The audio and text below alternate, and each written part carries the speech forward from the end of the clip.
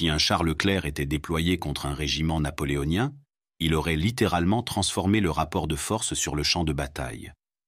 Un régiment d'infanterie napoléonien comptait entre 1500 et 2000 soldats, équipés de mousquets à silex dont la portée maximale ne dépassait pas 100 mètres et avec une cadence de 2 à 3 tirs par minute, ce qui serait totalement inefficace contre le blindage composite d'un char moderne. Même les canons Gribeauval de 8 et 12 livres, principaux atouts de l'artillerie napoléonienne, auraient eu du mal à percer un blindage conçu pour résister aux obus modernes, à moins de viser directement les chenilles à très courte distance. Pendant ce temps, le char, équipé d'un canon de 120 mm, d'une mitrailleuse coaxiale et d'un système de visée de haute précision, pourrait anéantir un bataillon entier en quelques minutes. La cavalerie napoléonienne, autrefois redoutable, deviendrait totalement obsolète face à une puissance de feu capable de décimer une charge entière de cuirassiers en un instant. Même immobilisé, un Leclerc resterait une forteresse mobile, éliminant des milliers de soldats avant d'être à court de munitions. Ce scénario rappelle ce qui s'est produit en 1917 lors de la bataille de Cambrai, où un char Mark IV britannique est resté 3 jours sous le feu ennemi, encaissant des tirs d'artillerie et de mitrailleuses lourdes sans être détruit. Pourtant, ce char était bien plus primitif qu'un Leclerc. Il était lent, mal blindé et bien moins performant.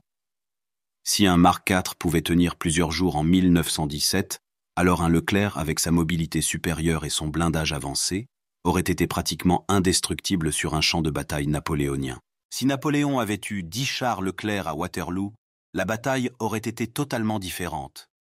Historiquement, les carrés d'infanterie britanniques ont été un élément clé de la victoire de Wellington, rendant inefficaces les charges de cavalerie française et bloquant l'avancée de l'infanterie napoléonienne. Avec 3 chars placés au centre du front, Napoléon aurait pu pulvériser ses formations en quelques minutes, ouvrant une brèche massive pour son infanterie, rendant la position britannique intenable. Les boulets de canon britanniques, qui représentaient l'un des plus grands dangers pour les troupes françaises, rebondiraient simplement sur le blindage des chars, laissant Wellington sans défense efficace contre une telle attaque. Pendant ce temps, 2 chars auraient été envoyés en mission rapide pour détruire les batteries d'artillerie britanniques installées sur les hauteurs de Mont-Saint-Jean, empêchant ainsi les canons britanniques d'appuyer leurs troupes et laissant les forces françaises avancer sans crainte d'un bombardement ennemi. Un autre facteur déterminant dans la défaite de Napoléon à Waterloo fut l'arrivée des renforts prussiens sous le commandement de Blücher, qui ont pris l'armée napoléonienne en tenaille et scellé son destin. Si 5 chars avaient été envoyés au nord-est, sur la route de Plancenoit, Napoléon aurait pu intercepter ces renforts bien avant qu'ils n'atteignent le champ de bataille, bloquant totalement leur progression et empêchant Wellington de recevoir son soutien crucial. Un seul char aurait suffi à décimer une colonne entière de soldats à pied, tandis que plusieurs blindés auraient pu détruire toute l'armée prussienne avant même son arrivée sur le terrain. Dans ce scénario, Napoléon aurait eu l'opportunité de remporter une victoire écrasante en quelques heures, alors que dans la réalité, il a subi une défaite stratégique qui a conduit à la fin de son règne. Avec Wellington en déroute et Blücher stoppé avant d'atteindre le combat, Waterloo aurait été une victoire totale pour l'Empire français, consolidant son pouvoir sur l'Europe pour plusieurs décennies. Si Napoléon avait eu 10 chars Leclerc à sa disposition, il ne les aurait pas limités à une seule bataille, mais les aurait répartis sur plusieurs fronts pour maximiser leur impact stratégique à travers l'Europe. Contrairement aux unités classiques de son armée, qui dépendaient de la vitesse des chevaux et des routes praticables, ces chars modernes auraient pu être déployés pour bloquer des avancées ennemies, sécuriser des zones clés et détruire les forces adverses avant même qu'elles ne puissent engager le combat. En Espagne, où Napoléon était confronté à une guerre de guérilla incessante contre les forces espagnoles soutenues par les Britanniques, les chars auraient offert une protection sans précédent aux convois de ravitaillement et aux colonnes de soldats. Une seule unité blindée bien positionnée aurait suffi à décourager les attaques surprises, empêchant ainsi les embuscades qui ont causé de lourdes pertes aux Français dans la réalité. De plus, leur capacité à frapper rapidement et à détruire des positions retranchées aurait permis à Napoléon de pacifier certaines régions plus rapidement, évitant un enlisement long et coûteux. En Russie, les chars auraient été une solution idéale pour contrer les redoutables Cosaques, Ces cavaliers légers capables de harceler les colonnes françaises en mouvement, de piller leurs réserves et de ralentir leur progression. À plusieurs reprises, ces attaques ont contribué à l'épuisement des forces napoléoniennes, forçant l'empereur à consacrer des effectifs importants à la protection de ses lignes de ravitaillement.